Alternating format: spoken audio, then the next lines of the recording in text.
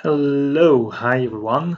We are back here for a new tutorial how-to videos. This time we are going to focus on a tool we call StreamYard.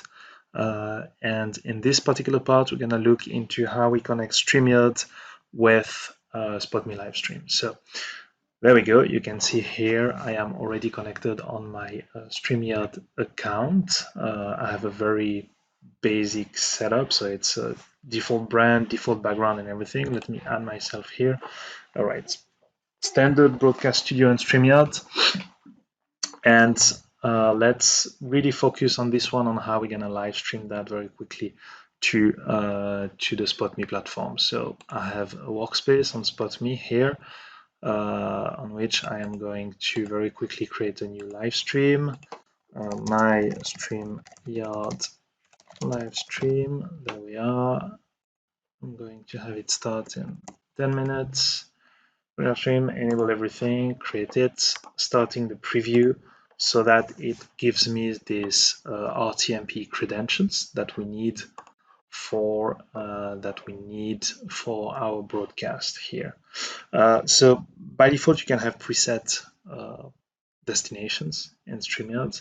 Now, the thing obviously with the SpotMe platform is that it generates new RTMP credentials each time, so you will need each time to add a new destination. So by default, if you skip it when you create your broadcast, it's going to say record only. I can edit it and I can add a destination. You have the list of all the standard, obviously, streaming services that you would see elsewhere. On our end, we are going to focus on the RTMP destination. It's pretty classic if you compare that to the interface you would have with Zoom, WebEx.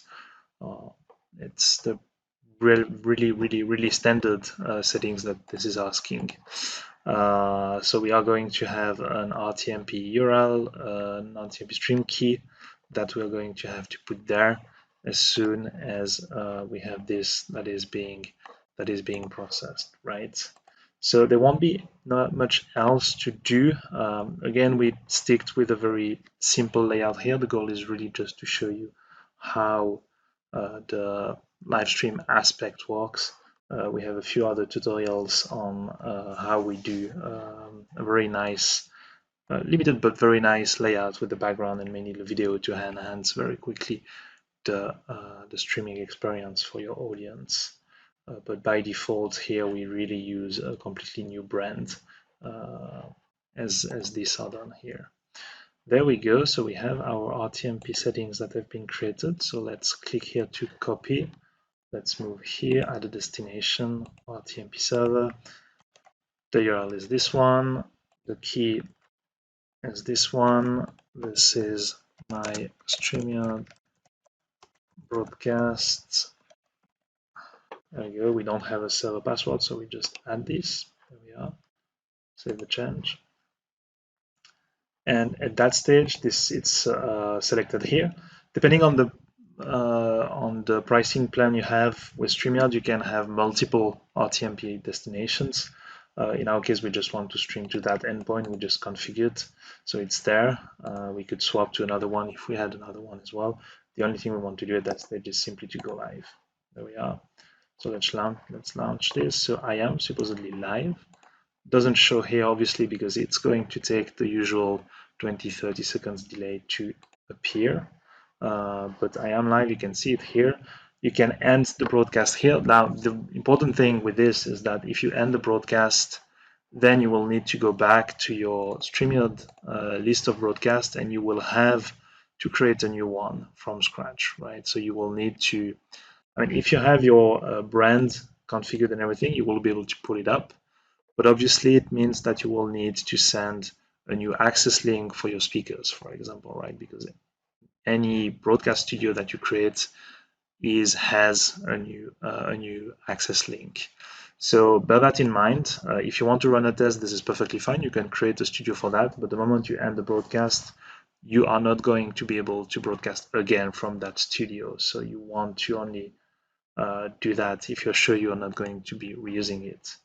All right, there we go. So this is me 30 seconds in the past. That's the live stream time machine really. I don't think there's anything else. I could go live on the SpotMe platform and then I would see it on the web app. So it's really, there's this go live. Let's make the difference very clear. There's this go live in StreamYard to enable StreamYard to SpotMe preview, and then if we want the video to actually appear in the web app for end users, because here it's only a preview in the backend, then I need to click on go live, and everybody that has access to the platform will be able to then see our live. It's really, there's this go sound appearing and everything, so everything is working great here. There we go. I think this is simple enough. We tried to make it so at least. If you have any question, don't hesitate to reach out to us. Otherwise, I'll see you next time for another tutorial. Bye, guys.